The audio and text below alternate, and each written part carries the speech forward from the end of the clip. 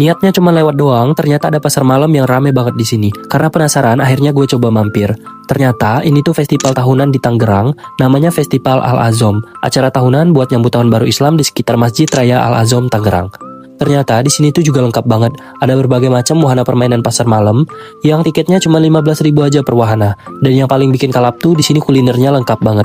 Di sepanjang jalan ini isinya stand makanan semua, mulai dari jajanan sampai makanan berat sekalipun. Gue sempat bingung mau milih makanan apa karena saking banyaknya pilihan di sini. Dari bakar-bakaran, cemilan manis sampai minuman yang segar-segar semuanya lengkap. Suasana malam di sini makin estetik karena lampu-lampu warna-warni dari permainan kayak biang lala tuh bikin pemandangan sekitarnya jadi makin hidup banget. Asli gak nyesel sama sekali gue mutusin belok sini tadi. Serunya lagi, pas habis beli makan kita bisa langsung duduk santai di lapangannya sambil dengerin live musik ala-ala piknik gitu. Dan di sini juga rame banget. Buat kalian yang belum sempat kesini, festival ini tuh berlangsung dari tanggal 15 sampai 27 Juni nanti. Jadi yuk langsung rencanain kesini sebelum ini tuh tutup.